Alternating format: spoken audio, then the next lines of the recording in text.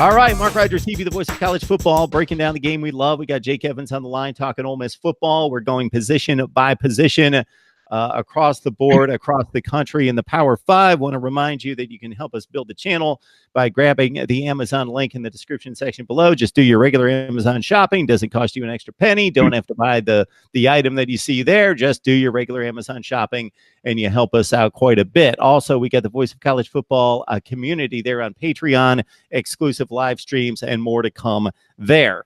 All right, this defensive front, Jake, may need a little bit of work. You've got a couple guys coming back that were pretty productive in Benito Jones and Josiah Coatney. Set us up along a defensive front where that's obviously a place that has to be strong in the SEC. Yeah, and like you said there, you know, the thing that's very interesting about this is the Rebels didn't really lose any major contributors. Like you said, they're bringing back Benito Jones, bringing back Josiah Coatney, Kadir Shepard, Charles Wiley, Tariqius Tisdale, all exceptional defensive linemen, guys with great talent who they're expecting, you know, big snaps out of this year. However, they gave up something north of 35 points a game. I think it was right about 36 points a game last year. So they're bringing back everybody, but it's everybody who had trouble last year. And so you like to think that, I guess, just another year of experience under everybody's belt would help. But then, you know, the big question mark is the Reds are moving from a 4-3 to a 3-4. So guys like Benito Jones, Josiah Coatney, and Kadir Shepard, they're playing different positions than what they're used to and what they were recruited to play. So that the defensive line is a very big question mark this year for that reason, that you've got experienced guys playing positions that they have little experience at, which is, you know, that's just kind of a weird thing to think about. So it is a big question mark, but like I said, those are talented guys. You know, those are SEC caliber players. Those five guys right there. And then also bringing in Sam Williams was one of the top JUCO prospects. It's looking like that new 3-4 system might kick him out to linebacker instead of playing defensive end. But, you know, there's a lot of talent there. Now they just got to get everybody on the same page with a new scheme, with a new defensive coordinator, you know, and just bring it all together, because the pieces are there. They just have to make them fit. Jake, when you lay it out like that, there's a lot of moving parts. So you've got, 4 positions along the defensive front in 2018, size down to 3, going from the 4-3 to the 3-4, which is a good thing when it comes to depth. So you don't have depth concerns as much when you only have 3 positions to fill, but depth was probably not going to be a huge issue when you've got just about everybody coming back, and certainly all the key cogs coming back.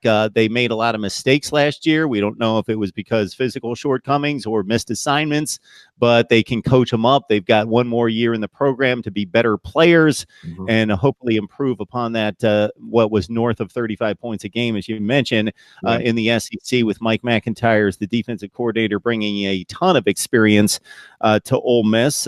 Coatney had 63 tackles. He was 3rd on the club in total stops. And Benito Jones, as you mentioned, a key factor with the 9 tackles for loss. Tisdale and Ryan Anderson, both had 33 tackles. So there's some productivity there. And if these guys still have a ceiling left, they could have much better defensive line play, because the same guys are back and hopefully focused in and will understand the scheme and had plenty of time from spring through August to get acclimated to the 3-4. Yes, sir. All right, Jake. Well, anything else along those lines? Man, there's a lot, like I said, a lot of moving pieces in play. We got a couple months to figure out if we can fit them together. I'm tired of the pieces not fitting together, Mark. They need to fit together this year. Let's get those pieces to fit together this year. Yeah, we can finally play in a bowl game this year, and Lord willing, we'll be in one. So we got to put them together. Got a couple months to go. Opening the season at Memphis. Not starting this season with an easy test, not with a cupcake. So we're gonna hit the ground running, and, you know, try and go back and go bowling again.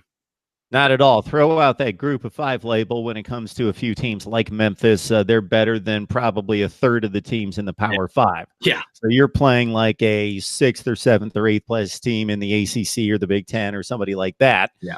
That's a pretty good team that could go to a bowl bowl game, even if they played in a power league. And we see Memphis each and every year scoring all sorts of points against pretty good football teams in the Power Five and making their way to postseason play. Plus, you got that game against Cal, against a very improved team in the Pac-12 that you've seen over the past few years. And then you dive into the SEC, where you've got, with Arkansas, I'm guessing, going to be better. They can't be much worse.